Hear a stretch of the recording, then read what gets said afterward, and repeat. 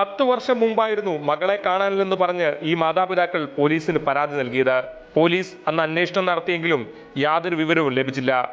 കഴിഞ്ഞ ദിവസമാണ് സജിത പ്രണയത്തിലായിരുന്ന റഹ്മാന്റെ മുറിയിൽ 10 വർഷമായി ഒളിച്ചു താമസിക്കുകയായിരുന്നുവെന്ന് പുറംലോകം അറിഞ്ഞത്.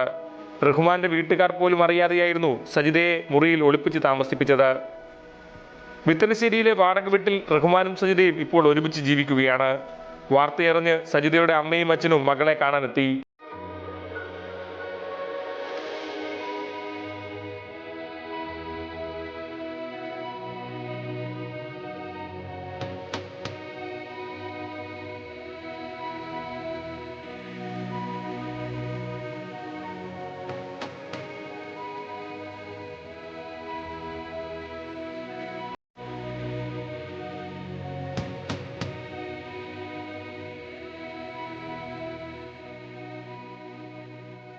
മരിച്ചെന്ന് കരുതിയ മകളെ തിരിച്ചു കിട്ടിയ സന്തോഷത്തിലാണ് വീട്ടുകാർ. സന്തോഷമായി.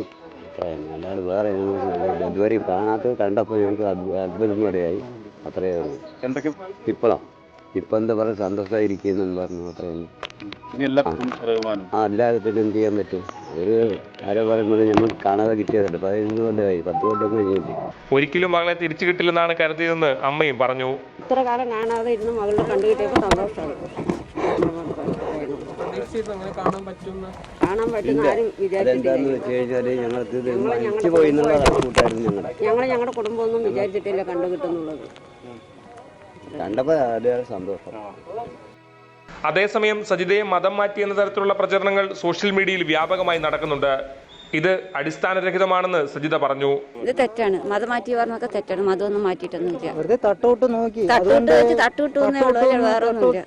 തട്ടുവിട്ടവരൊക്കെ മുസ്ലിം ആണെന്നുണ്ടോ? അതന്നെ, തട്ടുവിട്ടുന്നുള്ളൂ. അല്ലാണ്ട് മുസ്ലിം മതം മാറിയിട്ടൊന്നുമില്ല. ഇല്ലല്ല. മതം നോക്കിയല്ല പ്രണയിച്ചതെന്ന് റഹ്മാനും. യഥാർത്ഥ പേര് സജിത തന്നെയാണ്. സജിത തന്നെ. അങ്ങനെയാണ്.